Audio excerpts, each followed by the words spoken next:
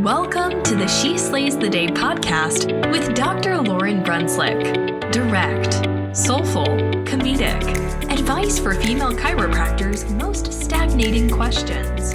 Let's talk business, marriage and relationships, momming, and self-development. Here's your host, Dr. Lauryn Brunslick. Hey everyone, it's me, your favorite 33-year-old female chiropractic podcast host who lives in northern Wisconsin, Lauryn Brunslick. I'm so honored to be your number one choice in all of those categories. Thank you very much. There's a lot of competition.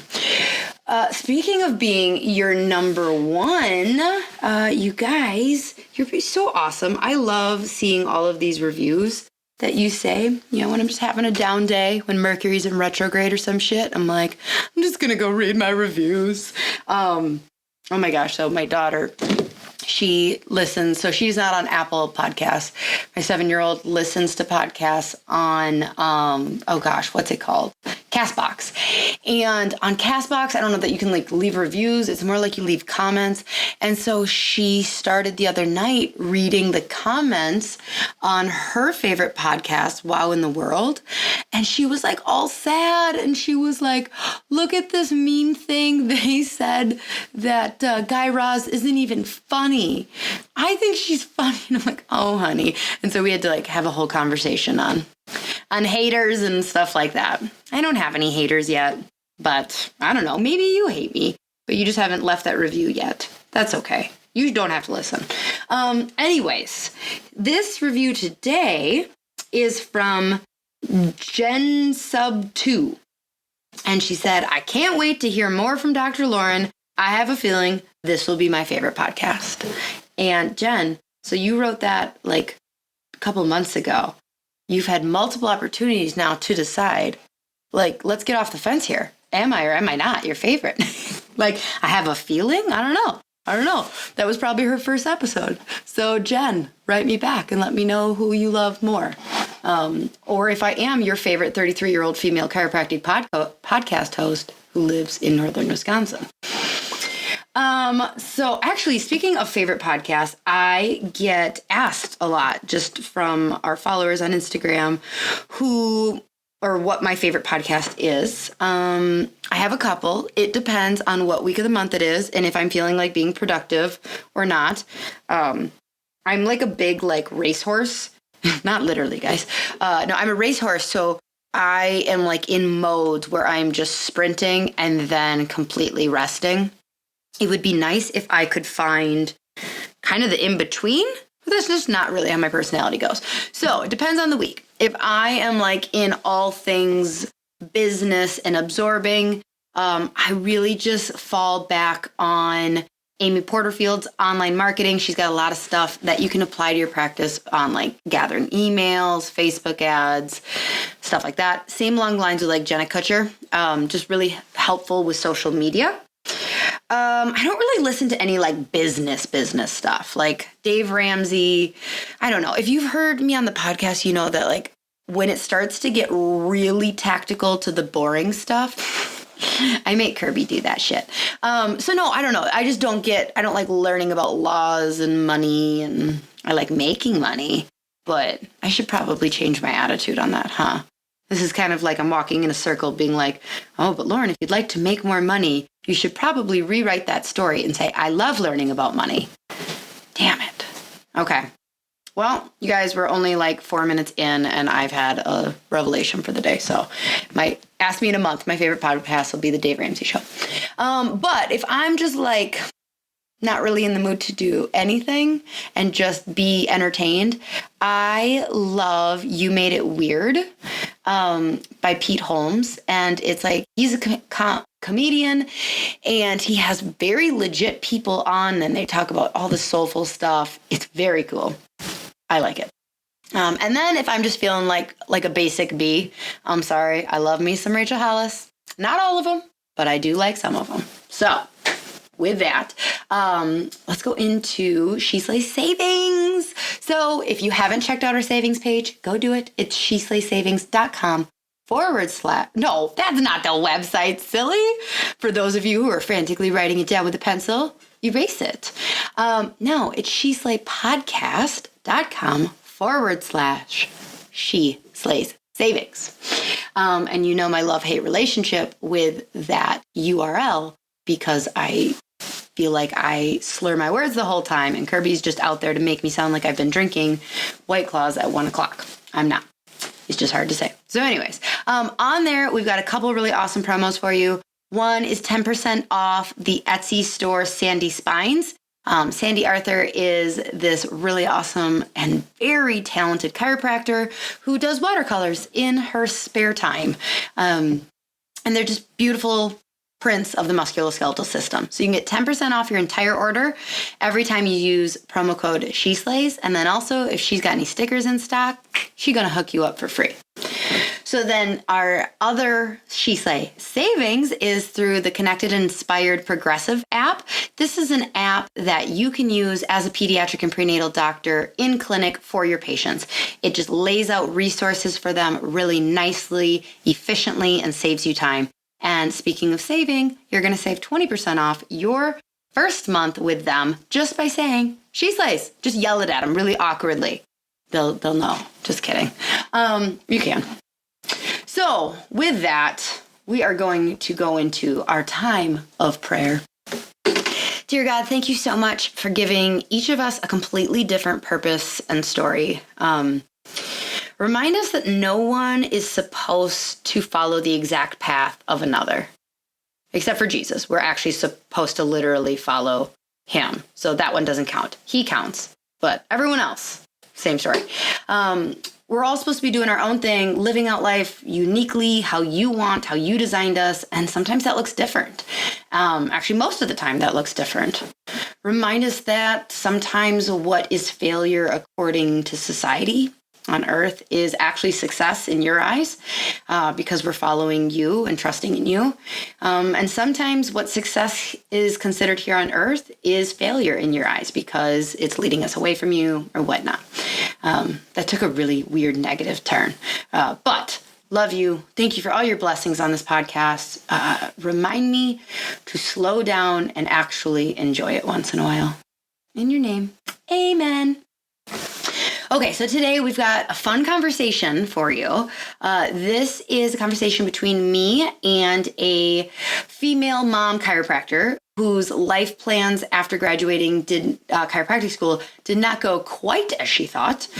So Dr. Brooke Herbert is a pediatric and prenatal chiropractor who got herself married to a man in the military. And if you know much about the military, you know they don't like to stick around in one place very often. So they have 2 boys, and ever since she graduated, she's had to move multiple times, meaning uprooting her career. So we talk about her feelings of bitterness towards her husband and the profession. Don't worry, y'all, that's temporary. But really just how she worked through those feelings to have true peace and content and purpose with her life. She is sweet. She is kind. She has a super successful motherhood and lifestyle blog, and you can find her at chiromama.com or on Instagram. Her handle is at @thechiromama. No periods, no dashes, no nothing. The Chiromama. Okie dokie. With that, let's jump right in. All right.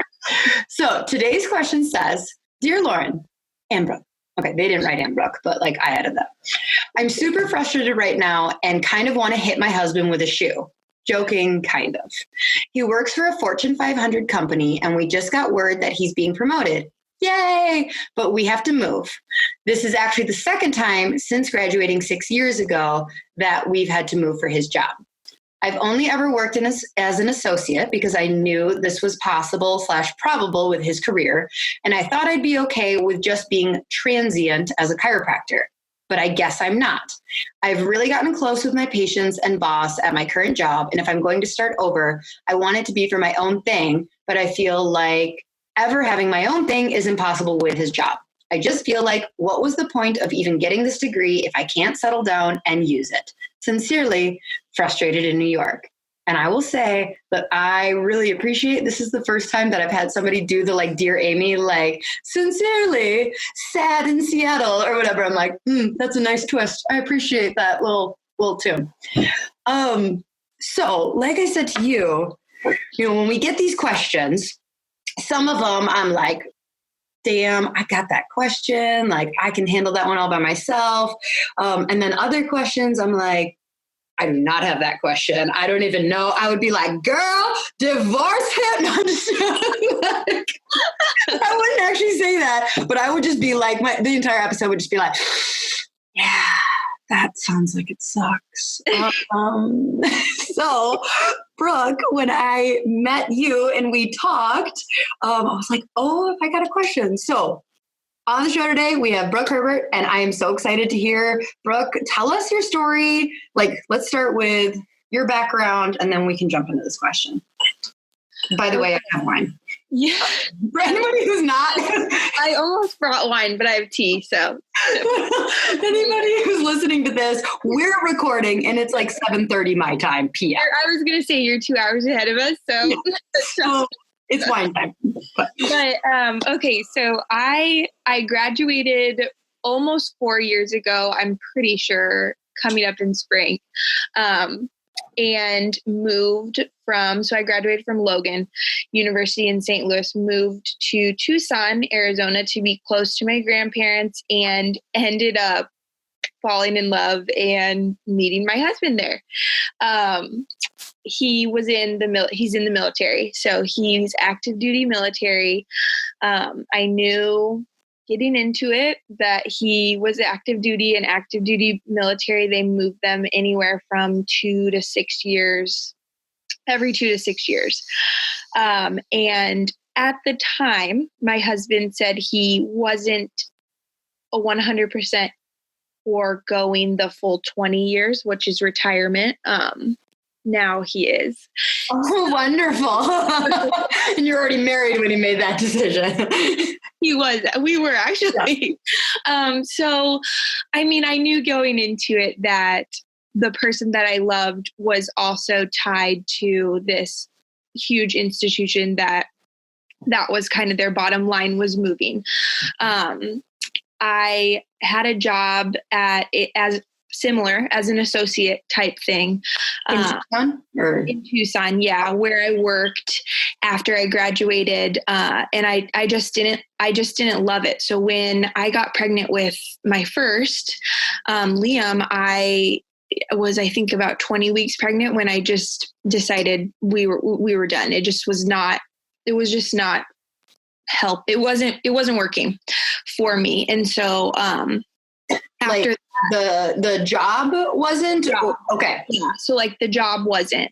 So I kind of fell into finding how to work through this military moving lifestyle through all of this mess. And so I quit the job, and I stayed at home, was pregnant, then had my son. I was super bitter. Like we talked about before, I was super, super bitter for about a year. What were you doing for that year? I started blogging. That's seriously what I did. You were bitter blogging. I was bitter blogging. I'm always a mover, and I had to find something to do. And I was like hating our profession and I loved my husband then. But I hated what I had put myself into, if that makes sense. At this point, you had been graduated 2 years? 2 years, yeah. Okay. And you worked as an associate for how long before? For a year. So I worked as an associate for a year and then quit that almost, just like right at that year mark. Okay.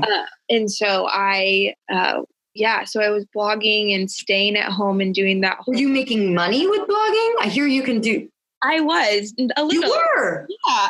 Oh. It was not anything. Not like chiropractor money. No. But it was something that it was like, look at me go. Like I can find something to do, I guess. But yeah, so I did that. Finally started I met a couple other chiropractors that were military spouses. One had a little boy the same age as my son, and the other didn't have any kids. So I vibe with them in a sense that they were military and they couldn't really they were transient as well. Like there was no, you can't really put down roots in a sense.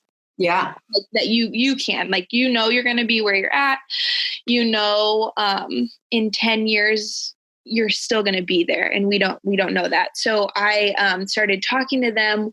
One of them had a house call practice. The other one had a practice. She rented a yoga studio once a week or something small. And so I just started thinking, I could probably do something like that and get my feet wet again in my profession and do that for as long as I could. And so that's kind of that's my story, I guess. That's where I'm at now. I'm working that way. Okay. So when you met the other chiropractors, because you're not in Tucson anymore. No, we just moved. Okay. And so the other chiropractors you met in California, where you live? One was in California. One, she's in Texas right now, I think. Okay. Oh, okay.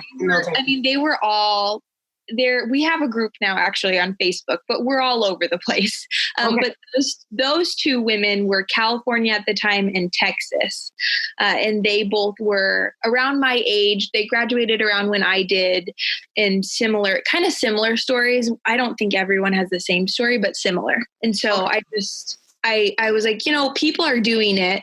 I really shouldn't hate the decision that I made because I love my husband and he loves his job. And so I just got to make it work somehow. Mm-hmm. Yeah, I can imagine that it's very easy and not that frustrated in New York or you doing this, but I can imagine it's really easy to fall into a victim mode of I'm the only one who all my friends are starting practices and what the heck.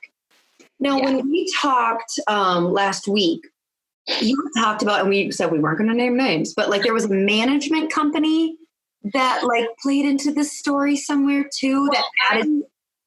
I worked for, the corporate company that I worked for was more about numbers and less about helping. And I went to school to help people. And so that's when you were the associate in Tucson. Yeah. And so that was a big change. That period really, I would say, broke me down, hardcore.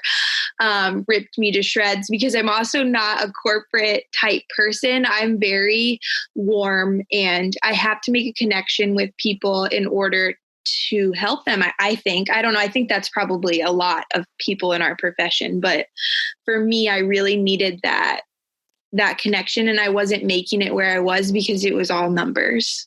Yeah, that's a bummer. And it's interesting. I think a lot of people can relate to what you're saying. I'm less empathetic and joke that I don't care about people. I do. I have heard that. I do. I have patients who listen and they're like, you're such a liar. You care. And I'm like, I kind of care. Yes, you're right. Okay. Where was I going with that? My point was not that I'm a heartless bitch. Oh, but I think that, chains and corporations get there's a certain person who can feel incredibly fulfilled in a setting, but but it seems like that was just totally not what was working for you. It wasn't working for me. Nope, not in the slightest. Okay, so let's talk about this bitter period, because it sounds like that is really where this person who wrote in is at. Yeah. So first of all, I didn't ask them because this sounded like it was going to be a whole, but I don't even know if she's told, are you and your husband fighting? Are you, have you told him you're bitter? Did you just write into me? Have you had a conversation? So can you kind of talk to me about this period where because you said you were frustrated with the profession, but I also imagine there was a period where you're frustrated with your husband. Oh, yeah. Probably the same period? Yeah. And I would also like to add that I was pregnant and then postpartum. Oh, so yeah. there was just a real strain of emotions going on. Yeah, sounds like. Yeah, I mean, sometimes we still have arguments about it, especially since we did just move 2 months ago. Fast forward, I did start a practice in Tucson, out of my home, super small. I built a patient base there and I had to leave. So we still have, it's not a running argument, but there are times where I will still get a little bitter. But back then it was really bad. I would say every week it was like, I'm staying home with the kids. You get to leave. Well, it was one kid at the time, but I'm staying home. You get to leave and go to work. I worked so hard, 6+ years of school, to not do it. And that was what really hurt me and I think she touched upon it. It's like, we went to school for this. We put in blood, sweat, and tears for this damn degree. And then you're either sitting at home not using it, or like her having to quit her job that she liked and moving. Yeah. So that took everything. You mentioned it, the victim mentality. That took everything in me to not think that way. And sometimes I still get in that mindset, and I just have to take a step back and kind of talk myself down off the ledge. Like, Brooke, you did work so hard for this degree, so you should find a way to use it, because that there's like this small piece of my heart that only is fulfilled when I'm using it. And so I think it's like, it's a bad way to think, but it also can help you, because if you use that bitterness for good, then you're going to get something out of it that's going to fulfill you, if that makes sense. Yeah, I still think you need to work through the bitterness fully, but yes, use the bitterness for good. Maybe process the bitterness. So okay, I see what you're saying. Where if I'm putting myself in your shoes and like rephrasing what you're saying, I feel like our profession kind of sets you up for two options. You can own your own and see like 300 to 1,000 people a week, and then sell it when you retire and you're old. Or you can work for somebody else and kind of just do that until eventually you're ready to open your own and settle down. And it seems like you realized that neither of those options were going to work well for you. Right. Although, how come when you moved out to California, like just recently, how come that wasn't a thought of yours to get an associate job? It definitely was. We sadly moved to like the most remote area in California on the coast.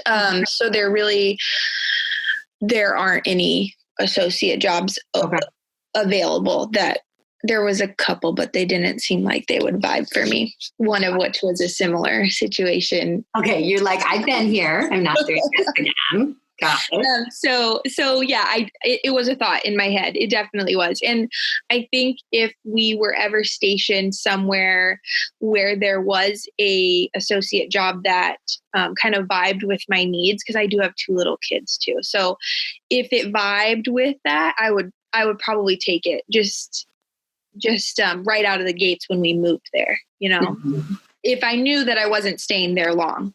Right.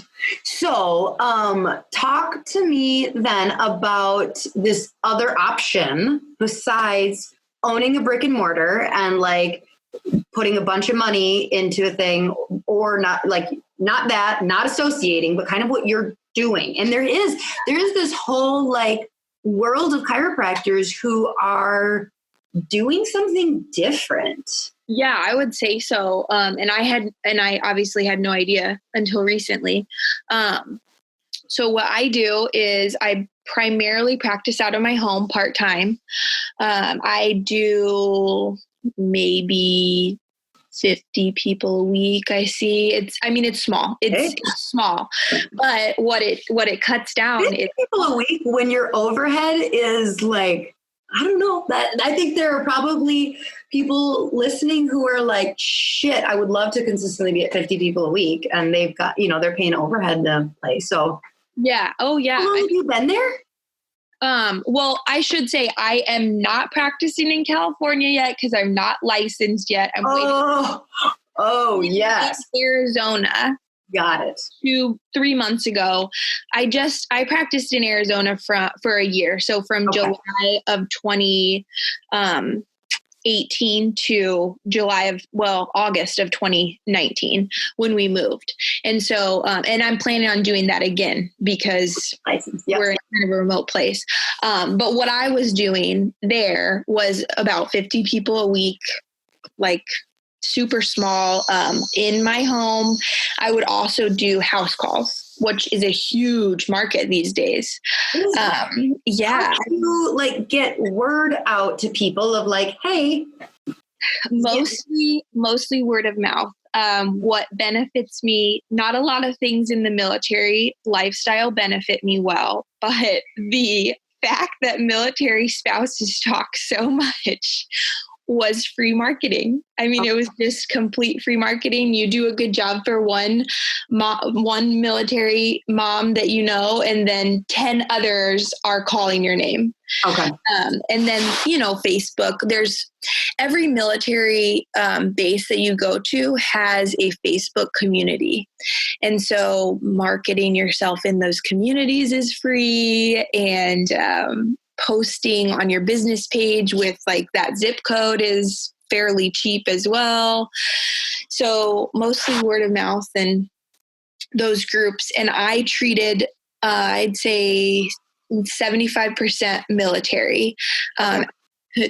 Just families. I made my rates fairly low because TRICARE doesn't cover chiropractic. TRICARE's a dick. I know, it's awful. Do something about that, Brooke. You got an in. Can you change TRICARE for everyone, please? If I could, I totally would. But so I made my rates affordable because a lot of military families can't afford it. So I was also doing something in my heart that I felt was good, which is that helped me see the good in the situation. And then I was also making that tiny bit of money, which... The bitter blog money.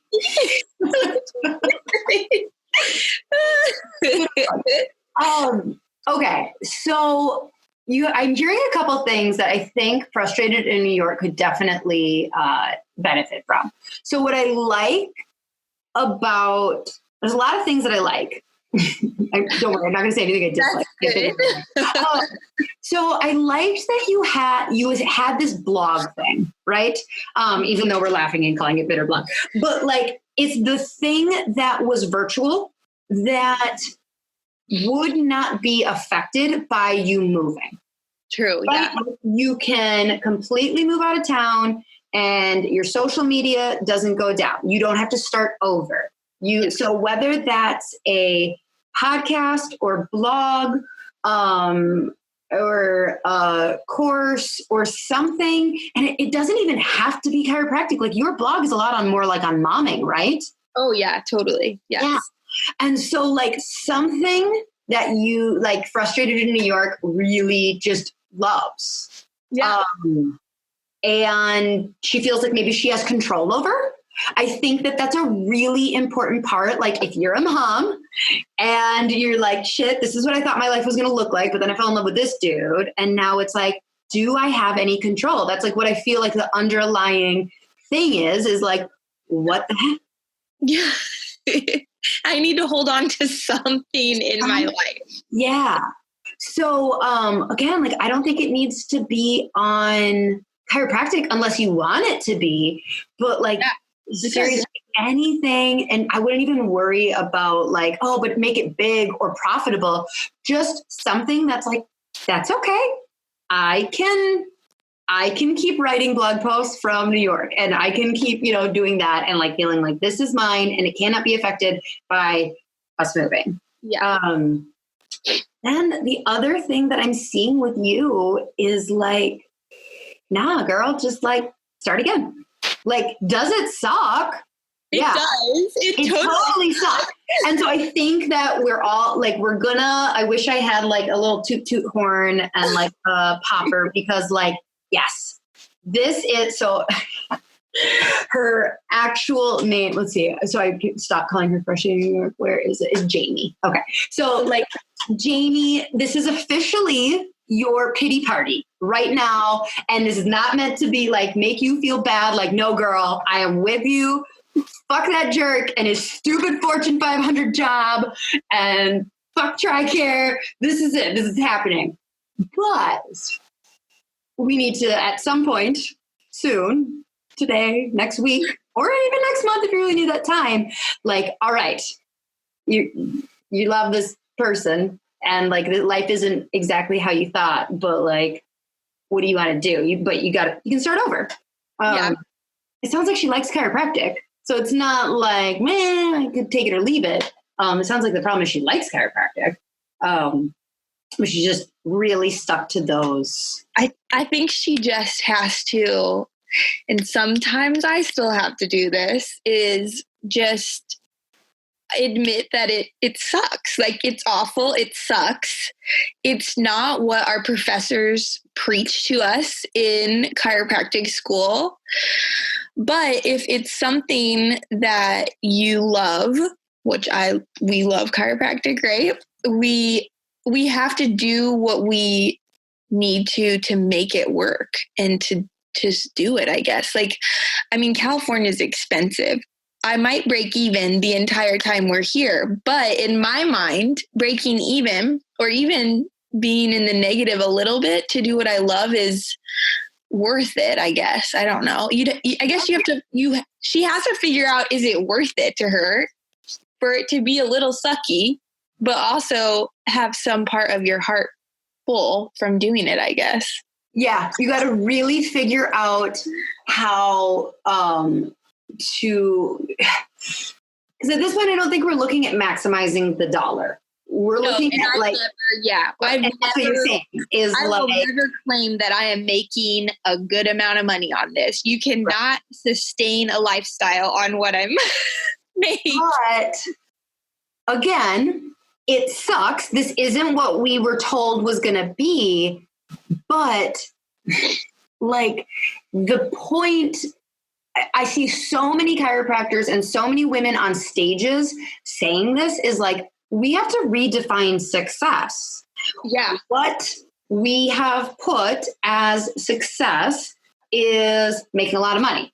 And then like, we're like, oh, it's not all about the money, but it's about the patients. And are you seeing 1,000 people a week? And it's like, for Jamie, success might just be that like, she is adjusting people.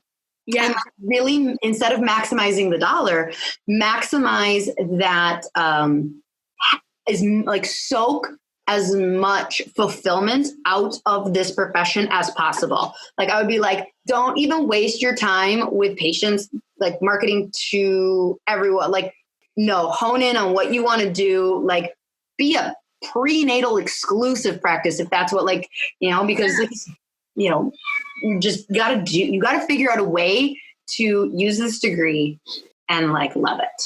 Yeah. And that's I feel like that's probably the main bottom line is you got to take everything else out of it, but the fulfillment, like the feeling of doing good. That's what's keeping me going. I don't know. Yeah.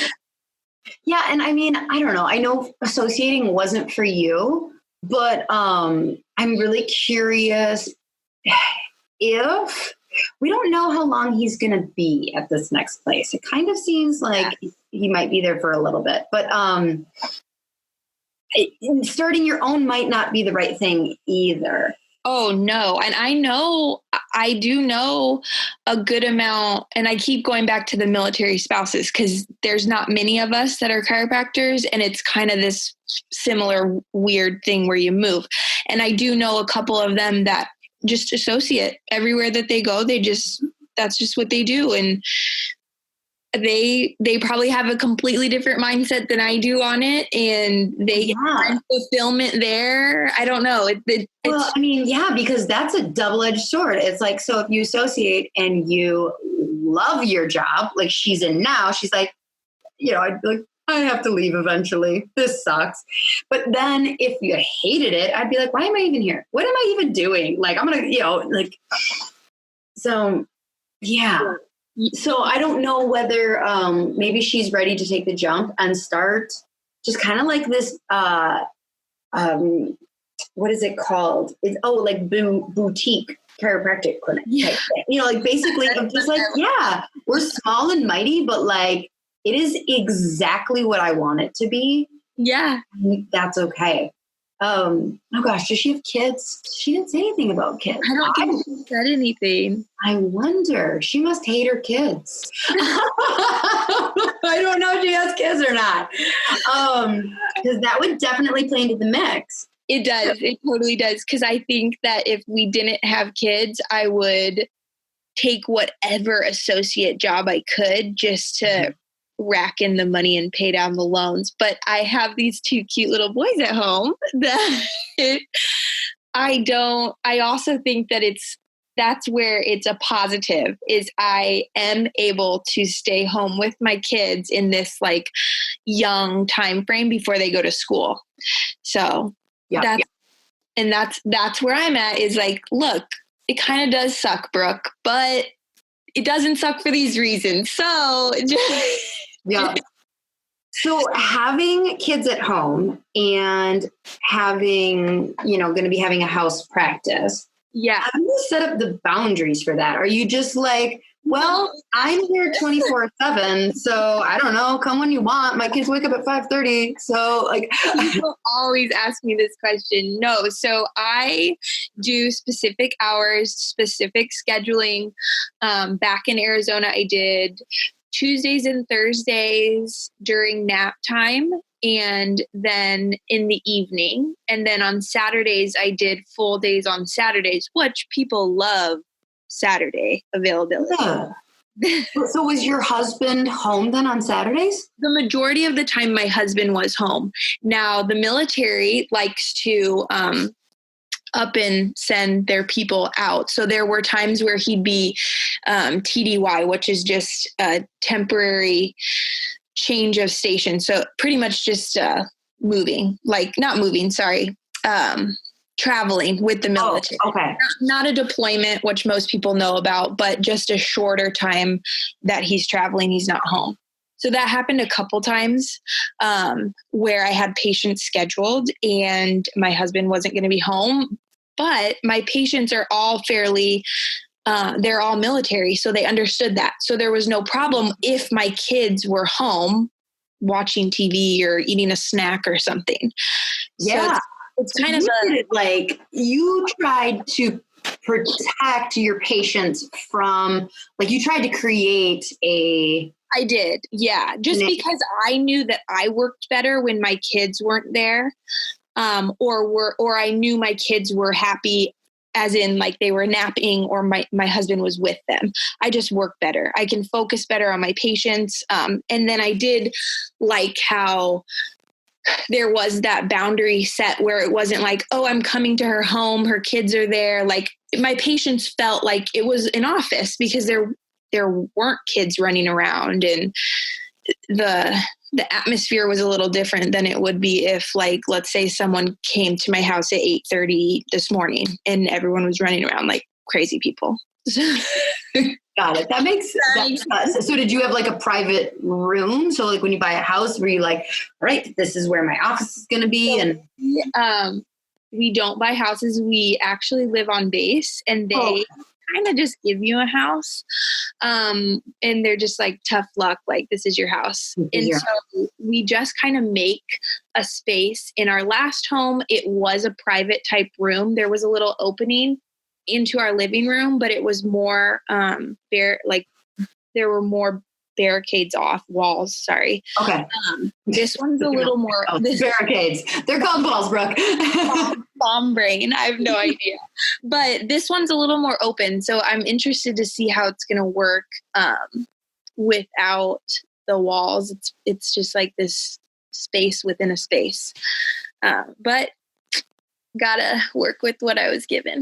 Right. And so will you get in network, or are you just going to, like, with any insurances, or will you just I think I'm just going to do the same thing where I'm just going to be an all cash practice and do kind of a lower rate than you would see for military. Find your market and serve them well, and get the word out through the military spouses again. Yeah, that great. So what everywhere, right? So I'm sure what moms talk like that, to be honest. What? Oh gosh, yeah, I know. In the mom's groups. So what did you do with the Tucson patients? Like you said, like, were you just like buy, or did you like? No, that's definitely illegal. That's abandonment, right? Yeah. Okay. Do you think abandonment if I just quit my podcast one day? Like, I mean, like people would be like, Lauryn, abandonment. People would be sad, maybe.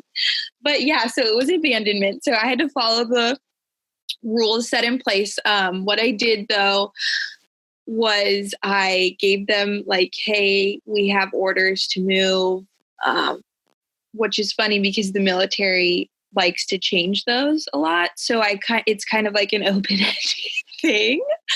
So, and I was also pregnant. So I was like, I'm going to be delivering my baby here, but I'm going to come back and treat you guys and I might move.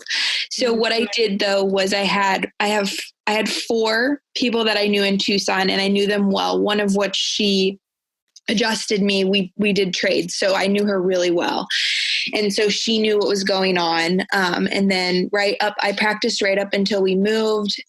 Right around the time we moved, I put that on I put all their information on blast on all of my business pages, told all of my patients. I still get some patients calling me now, and I have to like teary-eyed tell them that I'm no longer there. But that's pretty much what I did. I gave them their recommendation options and cried for about a month. If I think about it too long, I'll probably cry. Oh gosh. It's hard because you make connections with these patients, and it is a small community, the military. So you just kind of become almost friends with them. I don't know. You're not crossing that boundary, but you're close, And so it was hard.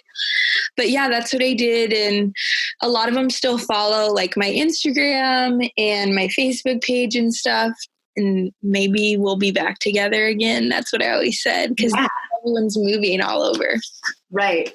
So I'm re-looking at her question, and then because my brain was going when you were talking about how you did not profit at all about this business that you built in Tucson. I would just want to be the chiropractor, like down the street from you. Like, yeah, Brooke, you build this up, and then when you and your husband move, send them all to me.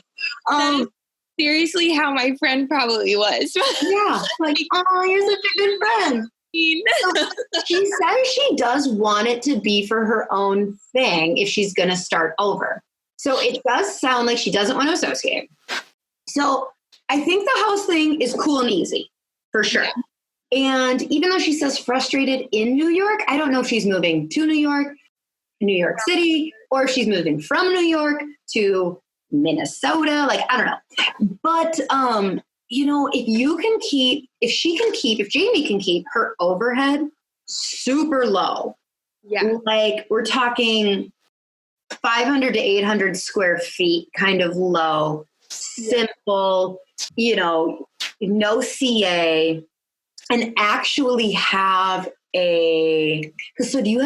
how does it work? Are you sole proprietor? How does it work with like money?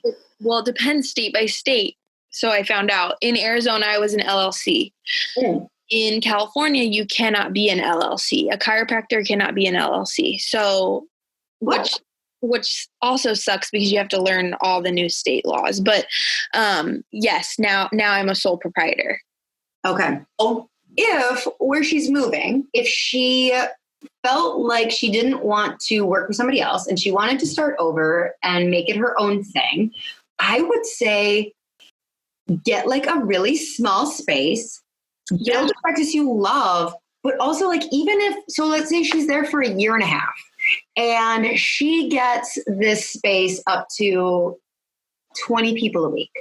Like, I bought a practice. Like, that is a really nice, not necessarily, I don't know how many buyers. Again, we don't know where she's moving to. Yeah. But like, that's a really nice price point. That's a turnkey practice for a student. Yeah. I thought about selling mine, but it was just not. Well, yeah, they're coming to your house. And so it's hard.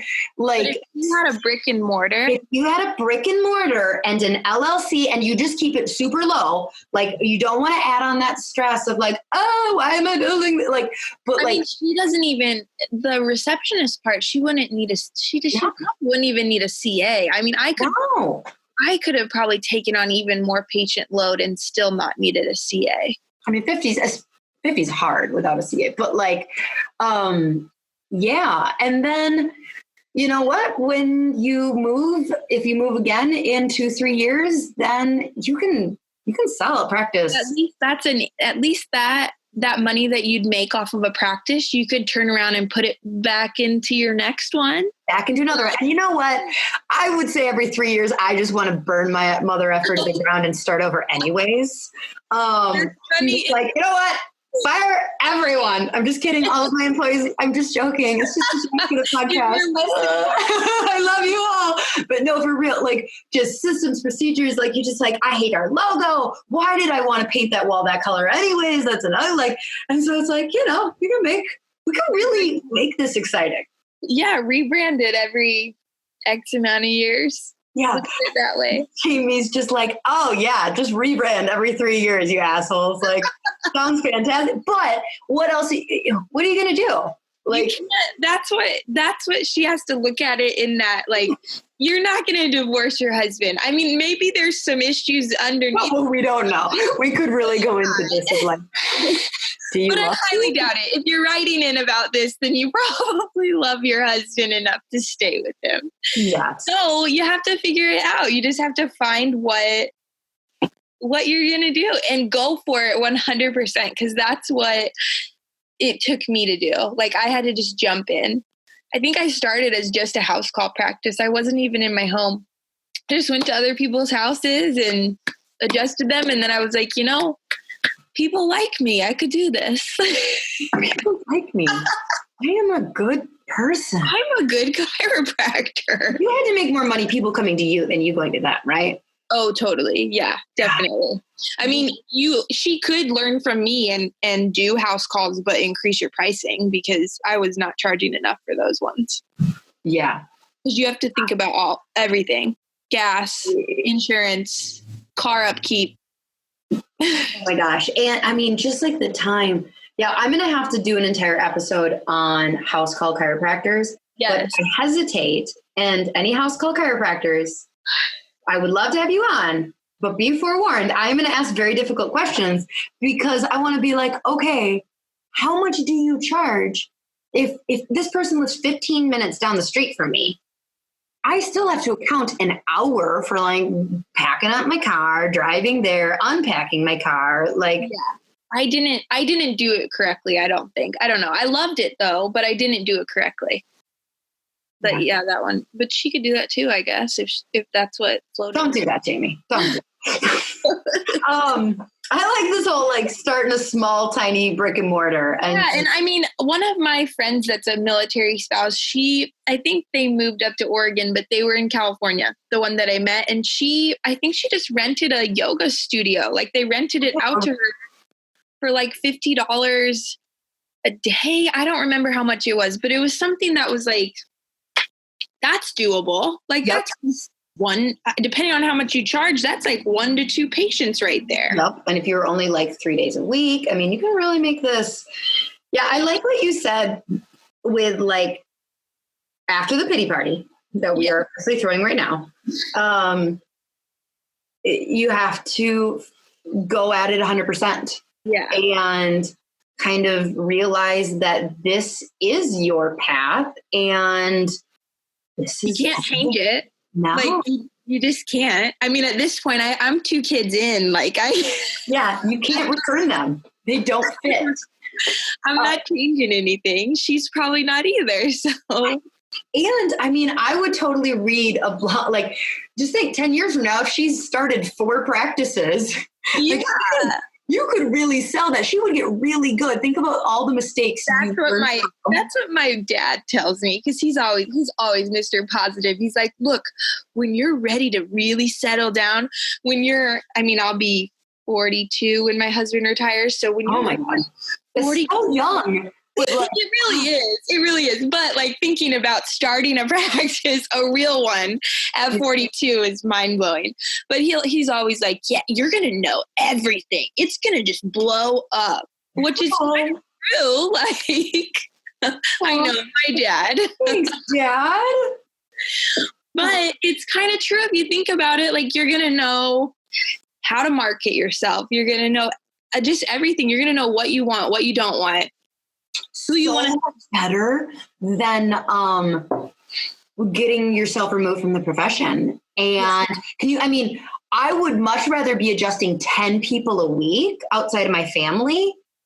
And like, at least you're answering some questions and you're still introducing yourself as like, I'm Dr. Jamie. Yeah, I have a business card. And even if it's so much less than what you thought so many few spines that you're adjusting, so many less marketing events that you're going to, at least some point down the road, if you do have an opportunity and you choose to like, okay, this one's for real, like, let's set some roots, you're going to be like, okay, it's everything I've been doing for the last 20 years, except now I'm just going to do more of it in a week. And you're not going to be super rusty. Like, you'd be like, yeah, I'm used to calling myself Dr. Brooke because, but like some of these women, I interviewed Rosemary Batansky, who's the president of the Women Chiropractors Association. Yeah. We were talking about, Restart is, I believe, the name of this program that they have for women who have left the profession for a period of time and have really lost so much confidence that they don't even know how. It's like graduating all over. It's like that first year out in practice all over. It's worse because at least with graduation, like you were adjusting in the clinic, but it's like, gosh, I haven't adjusted in 5 years because I wasn't practicing. And like the amount of confidence that these women don't have, she said, like, it's heartbreaking. Yeah, I could see it. So keep on going, Jamie. Yes.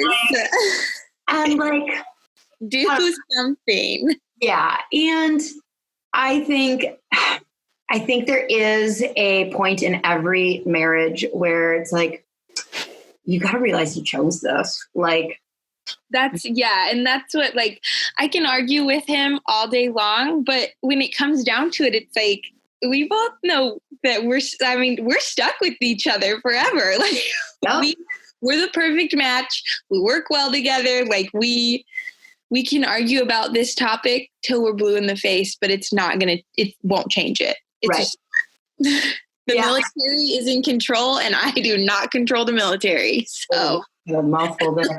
I'm reading Marie Forleo has a new book called Everything is Figure Outable.